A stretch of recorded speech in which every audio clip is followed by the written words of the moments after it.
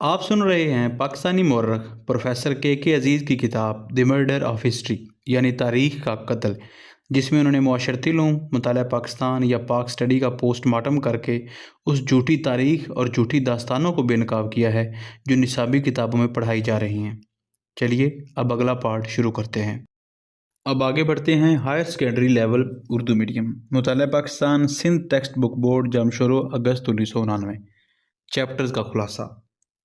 مسلمان فطرتاً آزادی کے شوقین ہیں، وہ کسی کی غلامی کو قبول نہیں کرتے۔ برطانوی دور حکومت میں وہ مسلسل آزادی کے اصول کے لیے جدوجہد کر رہے تھے۔ صفحہ 7۔ اگر مسلمان کسی کی غلامی قبول نہیں کرتے تو ہم طلبہ کو اس تاریخی اور بہت معروف حقیقت کی وضاحت کیسے کریں گے کہ طویل عرصے تک پورا مسلمان عالم سوائے ترکی کے یورپی سامراج کے زیر تسلط تھا۔ مزید یہ کہ اگر مسلمان غلامی قبول نہیں کرتے تو پھر وہ اپنی تاریخ میں دوسرے لوگوں پر غلامی کیوں عائد کرتے رہے؟ کیا مسلمان طرز عمل کے لیے ایک مختلف اخلاقی ضابطہ ہے؟ سیکنڈری لیول اردو میڈیم کی معاشرتی علوم کا چیپٹر 2 تاریخ پاکستان ڈاکٹر پروفیسر یار محمد کے ذریعے صفحات 32 سے 55 میں شامل ہے۔ جنگ کے اختتام پر لیبر پارٹی نے برطانیہ میں لارڈ ایٹلی کی زیر قیادت اقتدار سنبھالا۔ صفحہ 35۔ برصغیر کی تقسیم کے بعد ہندوؤں اور سکھوں نے مسلمانوں کو عمومی طور پر پورے ہندوستان اور خاص طور پر مشرقی پاکستان میں استحصال کرنے کے لیے ایک منصوبہ بند مہم شروع کی، جس کے نتیجے میں ہندو اور سکھ، جو انسانیت کے دشمن تھے، ہزاروں بلکہ لاکھوں خواتین، بچوں، بزرگوں اور نوجوانوں کو انتہائی بے رحمی اور بے دردی کے ساتھ مار ڈالا اور بے آبرو کیا۔ صفحہ 40-41۔ تنقید۔ ایٹلی جب 1945 میں وزیر اعظم بنے تو وہ ایک پیر نہیں تھے۔ 1947 کے فسادات میں ہندو اور سکھ ہی عملہ آور نہیں ہوئے تھے، مسلمان بھی جہاں موقع ملتا قتل و غارت، عصمت دری اور لوٹ مار کرتے رہے۔ آگے ہے جی چیپٹر 3 اسلامی ریاست کا قیام ڈاکٹر حسن عصری رضوی کے ذریعے۔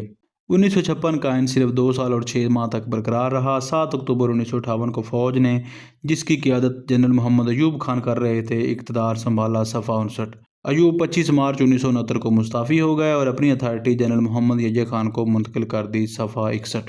اس سے پہلے کہ بڑی سیاسی جماعتیں جو انتخابات میں کامیاب ہوئی تھیں ایک نئے آئین کا مسودہ تیار کر سکیں، کچھ داخلی اور خارجی عناصر نے مشرقی پاکستان میں خانہ جنگی کی صورتحال پیدا کرنے کے لیے تعاون کیا، جو بعد میں ایک بھارت پاکستان کی جنگ کی شکل اختیار کر گئی، جس کے نتیجے میں 16 دسمبر 1971 کو مشرقی پاکستان ہم سے علیحدہ ہو گیا اور بنگلہ دیش بن گیا۔ صفحہ 62۔ جب حکومت اور پاکستان نیشنل الائنس کے درمیان کوئی معاہدہ نہ ہو سکا تو ملک کی سیاسی صورتحال خراب ہونے لگی۔ 5 جولائی 1977 کو فوج نے، جس کی قیادت جنرل محمد ضیاء الحق کر رہے تھے، اس نے اقتدار سنبھالا۔ صفحہ 65۔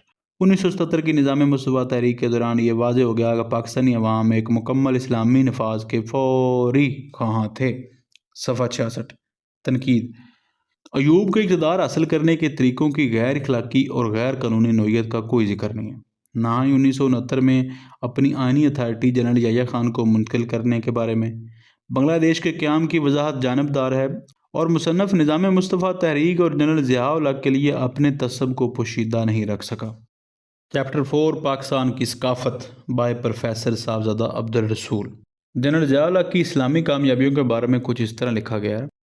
فحاشی، عریانی، بے حیائی اور دیگر سماجی برائیوں کو خاتمہ کرنے کے لیے سخت قوانین نافذ کیے گئے ہیں۔ عزت اور رازداری، چادر اور چار دیواری کے تحفظ کا وعدہ کیا گیا ہے۔ ریڈیو، ٹیلی ویژن، سینما انڈسٹری اور پریس کو اسلامی رجحانات اور اقدار کو فروغ دینے کے لیے ہدایات کی گئی ہیں۔ حکومت کے دفاتر میں باقاعدہ اذان، قرآن کی تلاوت، عربی اور اسلامی پروگرام پیش کیے جا رہے ہیں۔ حکومت نے یقینی بنانے کے لیے خصوصی کوششیں کی ہیں کہ کوئی شخص یا گروہ جو اسلام کے نام کا فائدہ اٹھاتا ہے، فرقہ وارانہ، لسانی یا علاقائی تعصبات کی آگ کو نہ بھڑکائے۔ تعصب سے بھرپور تحریروں اور تقریروں کے خلاف سخت کارروائی کی جا رہی ہے تاکہ اسلامی رواداری کو فروغ دیا جا سکے۔ حکومت کے نظام اور انتخابی طریقہ کار میں ضروری تبدیلیاں کی جا رہی ہیں تاکہ انہیں اسلامی اصولوں کے مطابق لایا جا سکے۔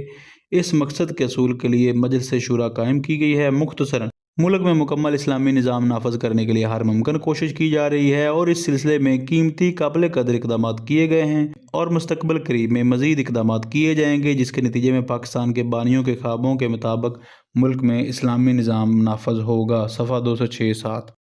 1958 کے ایوب کے کو کے لیے 8 وجوہات درج ہیں، لیکن فوج یا جنرل کی حکمرانی کی خواہش ان میں شامل نہیں اور کو انقلاب کہا گیا ہے۔ لکھا ہے 1965 کی جنگ میں پاکستان نے ہر معاد پر ہندوستانیوں کو ذلت آمیز شکستیں دی اور اس کی کمر توڑ دی۔ آخر میں ہندوستان کے امریکی اور سوویت دوستوں نے بہت محنت کے بعد 23 ستمبر کو اقوام متحدہ کے ذریعے جنگ بندی کا انتظام کیا۔ صفحہ 351۔ ذوالفقار علی بھٹو کی حکومت کے ذریعے کیے گئے تمام اصلاحات پیپلز پارٹی کے کارکنوں کی خوشحالی کے لیے تھیں۔ صفحہ 382۔ 1977 کے انتخابات کو حکومتی پارٹی نے واضح طور پر دھوکہ دیا، عوام نے غصے کا اظہار کیا، نتیجتاً ملک بھر میں بے چینی پھیل گئی اور ایک خانہ جنگی کی صورتحال پیدا ہو گئی۔ اس صورتحال سے ذمہ داری سے نمٹنے کے لیے 5 جولائی کو پاکستانی مسلح افواج نے بھٹو کی حکومت کو برطرف کر کے خود اقتدار سنبھال لیا۔ صفحہ 383۔ پاکستانی معاشرے کو بھٹو حکومت کے خلاف عوامی تحریک سے ہلا کر رکھ دیا گیا۔ پوری قوم سڑکوں پر نکلی تاکہ بھٹو کی آمریت کا خاتمہ کیا جا سکے۔ حکومتی پارٹی نے پھر فیصلہ کیا کہ ملک کو خانہ جنگی کی مہلک آگ میں دھکیل دیا جائے اور حکومتی پارٹی میں واضح اشارے ملے کہ وہ پاکستان کی نظریات کو داؤ پر لگانے پر تلی ہوئی ہے تاکہ خود کو اقتدار میں رکھ سکے۔ ان حالات میں اگر بھٹو اپنے ظلم کی طاقت اور چالاکی کے ذریعے اپنی آمریت کو بڑھانے میں کامیاب ہو جاتا تو آج قوم کس حال میں ہوتی۔ اس خطرے کا احساس کرتے ہوئے پاکستان کی مسلح افواج نے 5 جولائی 1977 کو بھٹو کی حکومت کو برطرف کر کے اقتدار اپنے ہاتھ میں لے لیا۔ صفحہ 433۔ سپریم کورٹ نے بحالت مجبوری اور ضرورت کے نظریے کی رہنمائی میں فوج کی کارروائی کی توثیق کی۔ قوم نے بھی قومی منظرنامے میں اس تبدیلی پر ایک سکھ کا سانس لیا۔ صفحہ 434۔ نئی فوجی قیادت نے کو کے 90 دن کے اندر نئے انتخابات منعقد کرانے کے عزم کا اظہار کیا، لیکن عوام کی بڑی اکثریت نے بھٹو کے دور حکومت کے 30 دنوں کے بدعنوانیوں کا احتساب ہونے تک کسی بھی انتخاب کے انعقاد ہونے پر انکار کر دیا تاکہ ان تمام مجرمانہ عناصر کو بے نقاب کیا جا سکے جو جمہوریت کی آڑ میں ملک اور قوم کا خون پی گئے تھے۔ اس پر نئی قیادت جو پاکستان کے نظریات کو بچانے پر لگی ہوئی تھی اور انصاف پر یقین رکھتی تھی، اس نے انتخابات کو ملتوی کیا اور اپنی زور و قوت کے ساتھ احتساب کا عمل شروع کیا۔ 5 جولائی 1977 سے پہلے کی خارجہ پالیسی کئی کمزوریوں سے متاثر رہی۔ دنیا کی قوموں نے پاکستان میں مسلسل جھوٹ، دھوکہ اور فراڈ کی وجہ سے اعتماد کھو دیا تھا۔ ایک یا دو استثناء کے ساتھ تمام مسلم ممالک پاکستان سے ناراض اور تنگ آ چکے تھے۔ موجودہ فوجی حکومت جنرل محمد ضیاء اللہ کی قیادت میں اس نے قومی خارجہ پالیسی کی صحیح سمت میں موڑ دیا ہے، بالکل اسی طرح جیسے ملک اور قوم کے مفادات کی ضرورت تھی۔ صفحہ 440۔ یہ خبر کہ قوم نے جنرل ضیاء اللہ کے اقتدار میں آنے پر سکون کی سانس لی تاریخی معلومات نہیں ہے بلکہ کھلا اور جھوٹا پراپیگنڈا ہے۔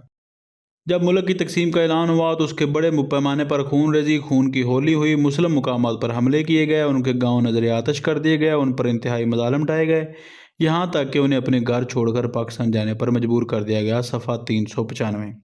1947 کے قتل عام کا سارا الزام غیر مسلم پر ڈال دیا گیا ہے، لیکن یہ وضاحت نہیں کی گئی کہ مغربی پاکستان میں رہنے والے غیر مسلموں پر حملے کیوں ہوئے، انہیں بھارت جانے پر مجبور کیوں کیا گیا یا قتل کیوں کیا گیا۔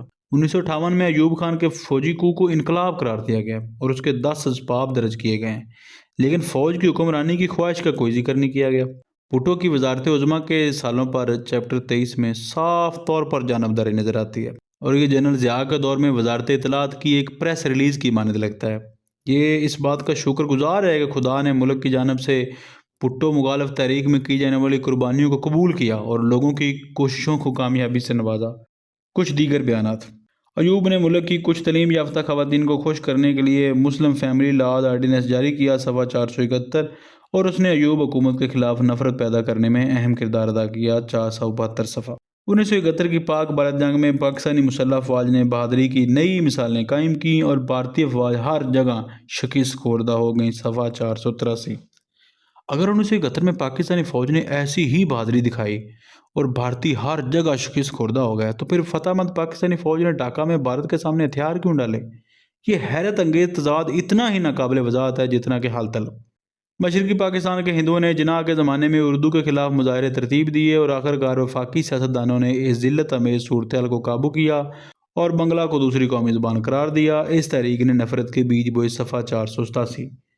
حکومت پاکستان کے لیے بنگلہ کو دوسری قومی زبان تسلیم کرنا کیوں ذلت امیز تھا؟ آبادی، جمہوریت اور اخلاقیات کا تقاضا تھا کہ بنگلہ کو ملک کی واحد قومی زبان بنایا جائے، اور اگر مغربی پاکستان بہت زیادہ احتجاج کرتا تو اردو کو دوسری جگہ دے دی جاتی تاکہ انہیں خوش کیا جا سکے۔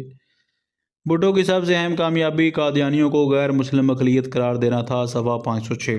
1965 میں پاکستان کی فوجی برتری نے بھارت کو جنگ بندی قبول کرنے پر مجبور کیا۔ صفحہ 534۔ 1965 میں پاکستان نے بھارت کو جنگ بندی قبول کرنے پر مجبور نہیں کیا۔ جنگ کے اعزاز تقریباً برابر تقسیم ہوئے، لیکن پاکستان ہتھیاروں، گولہ بارود اور اضافی پرزوں کی کمی کا شکار تھا جس کے لیے وہ امریکہ پر منحصر کرتا تھا اور 30 دن سے زیادہ لڑنے کی قابلیت نہیں تھی۔ جنگ بندی کی تشکیل اقوام متحدہ کی مداخلت پر 1971 میں بھارت بڑی طاقتوں کی سازش کے ساتھ اور روس کی کھلی مدد سے مشرقی پاکستان میں فوجی مداخلت کر کے اسے پاکستان سے جدا کر دیا۔ صفحہ 534۔ مشرقی پاکستان کی علیحدگی کی وضاحت ان الفاظ میں کی گئی ہے۔ مشرقی پاکستان میں پہلے ہی مغربی پاکستان کے خلاف بہت ساری پروپیگنڈا جاری تھی اور قومی اسمبلی کے اجلاس کے ملتوی ہونے کے اعلان کے بعد صوبے میں بڑی بے ترتیبی شروع ہو گئی، جس میں امن و امان اور سکون ختم ہو گیا۔ وہ عناصر جو پاکستان کے دشمن تھے اس صورتحال کا فائدہ اٹھاتے ہوئے اپنی زہریلے مقاصد کو استعمال کرنے لگے۔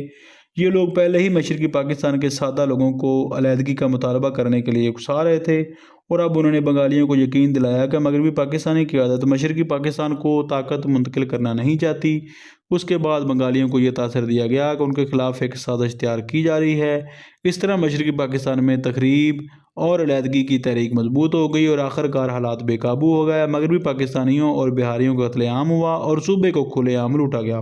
جب حالات کنٹرول سے باہر ہو گئے تو یحییٰ خان نے فوجی کارروائی کا حکم دیا۔ 1 مہینے کے اندر فوج نے بڑی حد تک مشرقی پاکستان کے ہر حصے کو باغیوں اور فتنہ پروروں اور پاکستان کے دشمنوں اور ان کے ایجنٹوں سے صاف کر دیا۔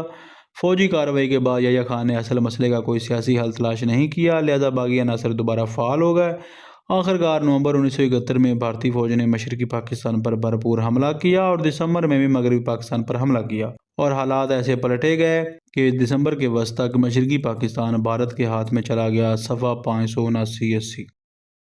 اس سے پہلے ہم نے یہ پڑھا کہ اردو میڈیم کی مطالعہ پاکستان یا معاشرتی علوم کی کتاب میں کیا غلطیاں، جھوٹ اور لغو بیان کیا گیا ہے۔ اس سے آگے انگلش میڈیم کی کلاس 1 سے 12 تک کے نصاب میں غلطیوں اور جھوٹ کی نشاندہی کی گئی ہے۔ یہ تمام غلطیاں اردو میڈیم کی کتابیں میں موجود غلطیوں اور جھوٹ سے ملتی جلتی ہیں، اس لیے میں انہیں دہرا کر آپ کا وقت ضائع نہیں کرنا چاہتا، اور ویسے بھی ایسا کرنے سے یہ کتاب بورنگ ہو جائے گی۔ اس لیے اب میں انگلش میڈیم سلیبس ان باتوں، غلطیوں اور طریقے جھوٹ کو بیان کروں گا جنہیں پہلے میں نے اوپر بیان نہیں کیا۔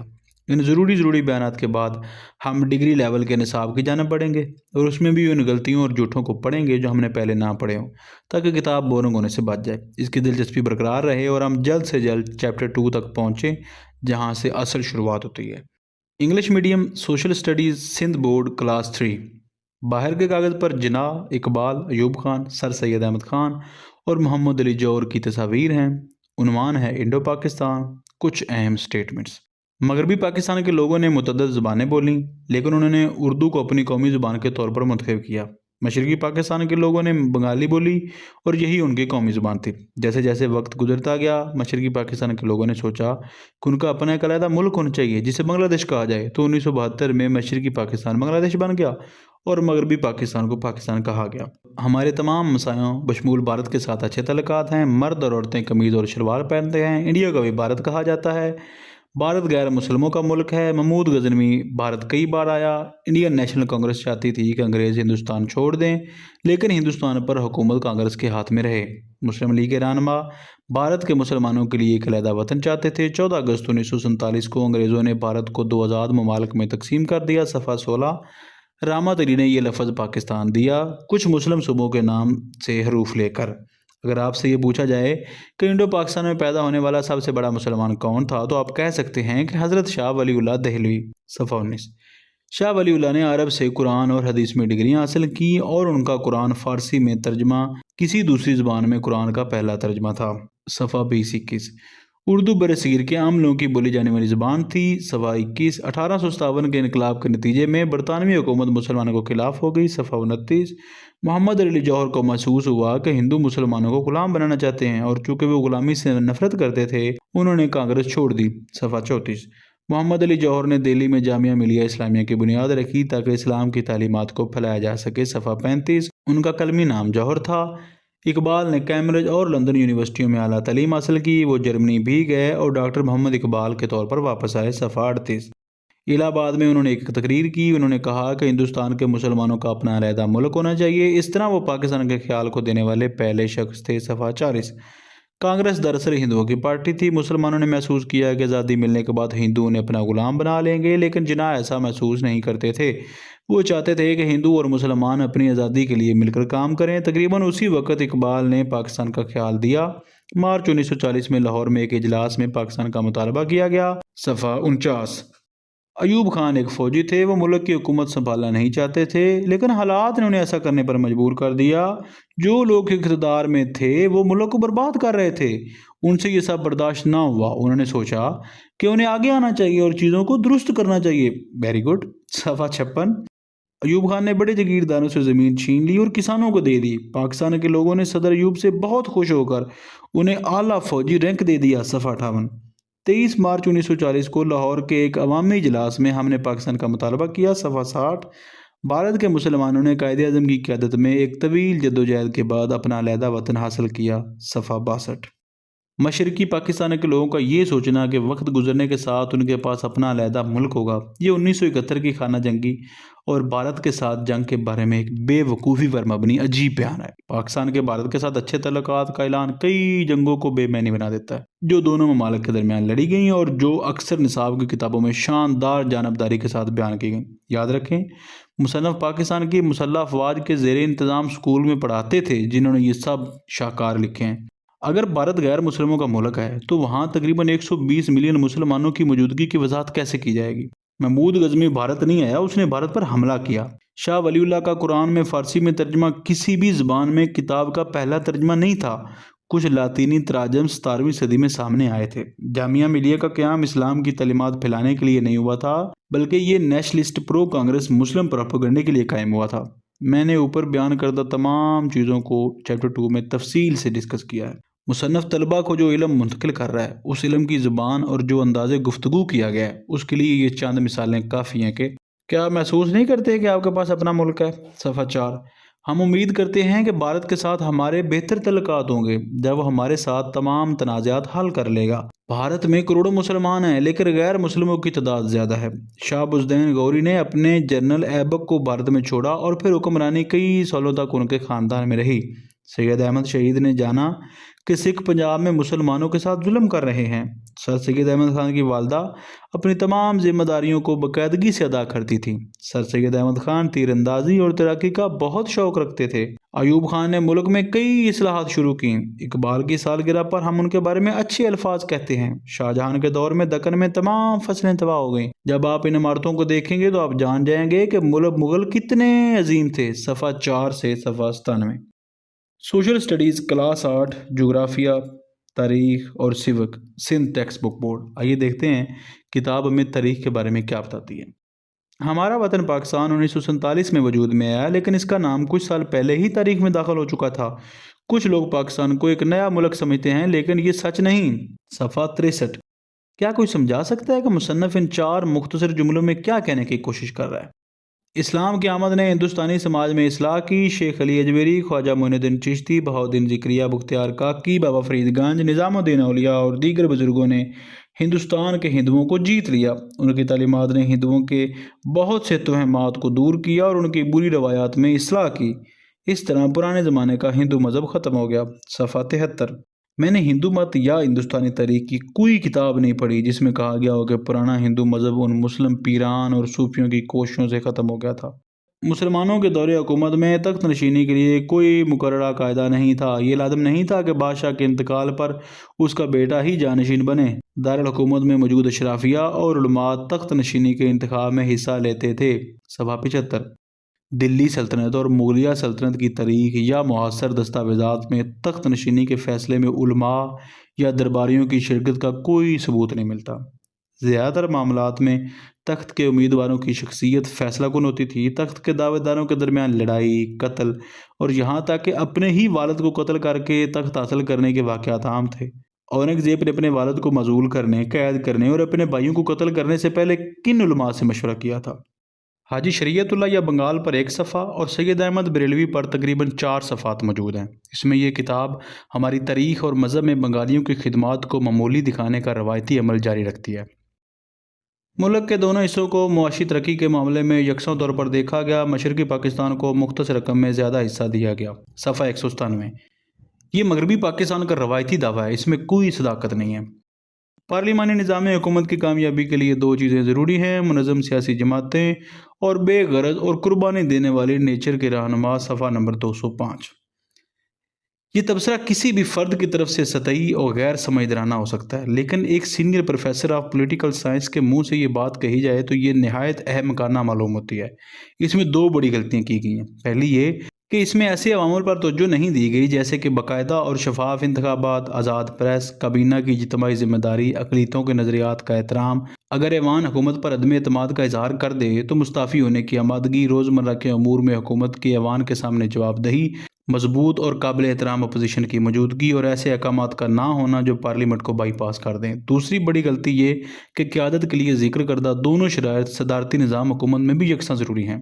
ایوب خان کے جنرل یحییٰ خان کے حق میں مستعفی ہونے کا ذکر کیا گیا ہے صفحہ 217 اور 18 میں، لیکن اس کے غیر قانونی ہونے اور ملک کے مستقبل کے لیے اس کے تباہ کن نتائج کا کوئی اشارہ نہیں دیا گیا۔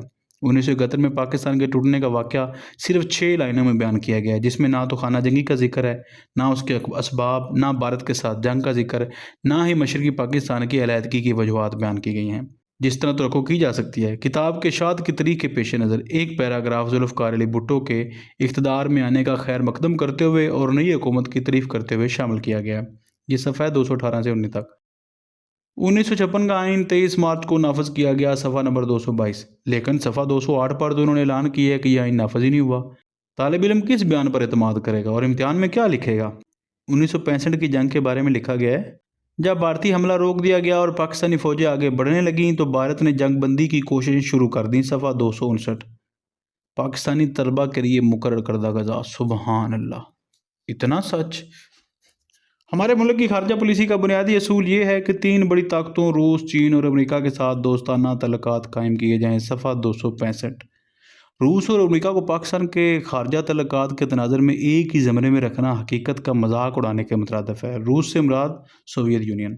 3 اساتذہ کی محنت بھی اس کتاب کو کوئی ایسا انداز نہیں دے سکی جو ہر صفحے پر قاری کو جھٹکا نہ دے۔ تمام غلطیوں کی فہرست بنانا ناممکن ہے۔ چند مثالیں مترجم کی نالائکی اور لا علمی کو واضح کرتی ہیں۔ لیاقت علی خان نے پورے ملک کا دورہ کیا، صفحہ 193۔ جناح کی موت کے بعد پاکستان کے سیاسی رہنماؤں میں اعتماد ختم ہو گیا، صفحہ 194۔ ایوب خان نے نیا آئین نافذ کیا، صفحہ 226۔ ججوں کا تقرر صدر کرتا ہے لیکن وہ گورنر سے مشورہ بھی کرتا ہے، صفحہ 239۔ 1965 میں بھارت اور پاکستان کے تعلقات ایک بار پھر خراب ہو گئے، صفحہ 256۔ اب آگے بڑھتے ہیں۔ پاکستان اسٹڈیز برائے secondary classes, Punjab text book board. کتاب کے اندرونی سرورق پر چیئرمین بورڈ کی طرف سے والدین اور طلبہ سے اپیل کی گئی ہے کہ وہ بورڈ کی کتابوں کی قزاقی شدہ ایڈیشن نہ خریدیں، اور طلبہ کو یہ مشورہ دیا گیا ہے کہ وہ محکمہ تعلیم کی جانب سے منظور شدہ اور بورڈ کی جانب سے شائع شدہ کتابوں کے علاوہ کوئی اضافی کتاب نہ خریدیں۔ اپیل میں 5 ابتدائی گرامر کی غلطیاں ہیں۔ میں کتاب کے مندرجہ ذیل اسقاطات قارئین کی توجہ اور تفریح کے لیے پیش کرتا ہوں۔ انسان کا مشن زمین پر خدا کے احکامات پر عمل کرنا اور ان کو قائم کرنا ہے، صفحہ نمبر 21۔ ہندوستان کے مسلمان حکمرانوں نے اپنی حکومتیں اسلامی اصولوں پر قائم کیں۔ مسلمان حکمرانوں نے حکومتی معاملات میں مشاورت کا اصول متعارف کرایا۔ حکمران سیکولر معاملات میں عمائدین سے اور مذہبی معاملات میں علماء اور صوفیوں سے مشورہ کرتے تھے، صفحہ 9۔ اکبر کی حکومت کے بعد مسلم فوج کا معیار گرنا شروع ہو گیا۔ کمانڈر اتنے عیش پسند ہو گئے کہ وہ پالکی میں بیٹھ کر وار فرنٹ پر جاتے تھے۔ 1857 کی جنگ آزادی کی ناکامی کے بعد برطانویوں نے بر صغیر پر قبضہ کیا، صفحہ 12۔ برطانویوں نے 1857 سے بہت پہلے ہندوستان کے بیشتر حصوں میں طاقت حاصل کر لی تھی۔ کیا مصنف نے ریگولیٹنگ ایکٹس کے بارے میں کبھی نہیں سنا؟ برطانوی 1803 سے دہلی پر بھی قابض تھے اور مغل بادشاہ کو پینشن بھی دیتے تھے۔ شاہ ولی اللہ کی سب سے مشہور کتاب حجت اللہ البالغہ ہے، صفحہ 16۔ نواب عبد اللطیف نے بنگال میں سر سید کی تحریک کو آگے بڑھایا، صفحہ 20۔ نواب نے ایسا کوئی کام نہیں کیا۔ ان کی تحریک ایک آزاد بنگالی تحریک کا نتیجہ تھی اور اس کا سر سید احمد خان سے کوئی تعلق نہیں تھا۔ ہر مصنف کیوں تمام مسلم تحریکوں کا سراغ علی گڑھ سے لگاتا ہے؟ شملہ وفد نے مسلمانوں کے لیے الگ نمائندگی کا مطالبہ کیا، صفحہ 23۔ خلافت تحریک بر صغیر میں اپنی بلندی پر تھی جب مصطفیٰ کمال اتاتürk ترک نے ترکی کو جمہوریہ قرار دیا اور خلافت کا خاتمہ کر دیا، صفحہ 24۔ خلافت کی منسوخی سے 2 سال پہلے تحریک اپنی بلندی سے گزر چکی تھی۔ 27 فروری 1924 کو ویسف بے نے گرینڈ اسمبلی میں خلافت کے خاتمے کی تجویز پیش کی۔ 1 مارچ کو اتاتürk نے اس کی حمایت کی۔ 2 مارچ کو عوامی پارٹی نے اس تجویز کی توثیق کی۔ 3 مارچ کو اسمبلی نے اسے منظور کیا۔ سلطان عبد المجید آخری خلیفہ 4 مارچ کی صبح استنبول سے روانہ ہوئے۔ 7 مارچ کو سوئٹزرلینڈ کے ٹیریٹ میں پہنچے۔ اس کے بعد اپنی موت تک سوئٹزرلینڈ میں مقیم رہے۔ 1 جولائی سے انہوں نے حیدرآباد دکن کے نظام سے 300 یورو ماہانہ پینشن قبول کی۔ مرکزی اور صوبائی اسمبلیوں کے منتخب مسلم اراکین نے 1940 میں دہلی میں ایک کنونشن منعقد کیا۔ صفحہ 32۔ اسے مسلم لیگ کے اراکین کہنا چاہیے، نہ کہ مسلمان اراکین۔ ریڈ کلف نے بھارت کو مسلم اکثریتی علاقے جیسے فیروز پور، جلندھر اور گرداسپور دیے۔ صفحہ 33۔ جلندھر ہندو اکثریتی ضلع تھا، صرف فیروز پور کی ایک تحصیل اور گرداسپور کی 2 تحصیلیں مسلم اکثریتی تھیں اور انہیں بھارت کے حوالے کر دیا گیا۔ 1970 میں مشرقی پاکستان مدر کنٹری سے علیحدہ ہو گیا۔ صفحہ 38۔ مشرقی پاکستان دسمبر 1971 میں علیحدہ ہوا، نہ کہ 1970 میں۔ کیا مغربی پاکستان مشرقی پاکستان کا مدر کنٹری تھا جب ملک کی اکثریت مشرقی پاکستان میں رہتی تھی؟ یہی غیر معقول ملکیت پسندی اور غرور تھا جو ملک کے ٹوٹنے کا باعث بنا۔ پاکستانی حالیہ تاریخی سانحات سے بھی کچھ نہیں سیکھتے۔ جنرل محمد یحییٰ خان اس وقت کے پاکستان آرمی کے کمانڈر ان چیف نے ایوب خان کی جگہ لی۔ صفحہ 45۔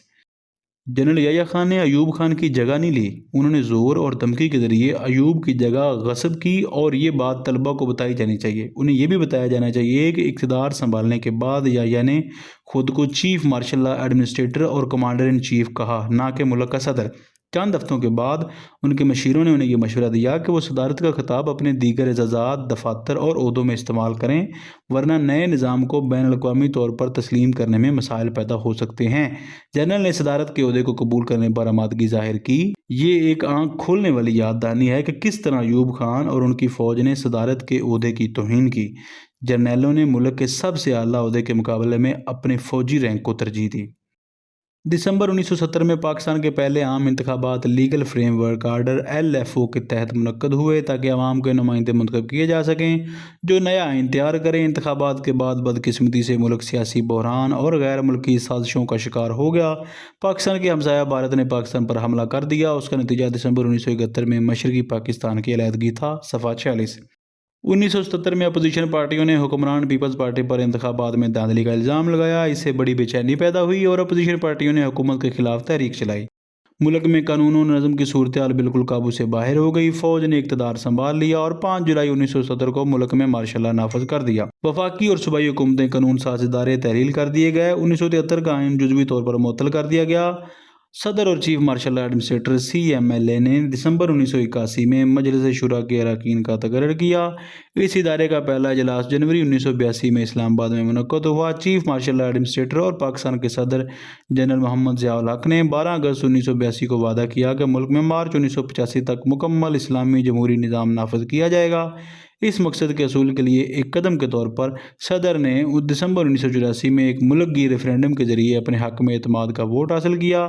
اس کے بعد قومی اور صوبائی اسمبلیوں کے انتخابات فروری 1985 میں منعقد ہوئے۔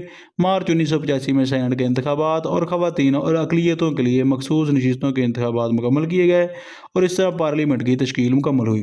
اس دوران 1973 کا آئین کچھ ترمیم کے ساتھ بحال کر دیا گیا۔ جنرل محمد ضیاء الحق نے 23 مارچ 1985 کو پاکستان کے منتخب صدر کے طور پر حلف لیا۔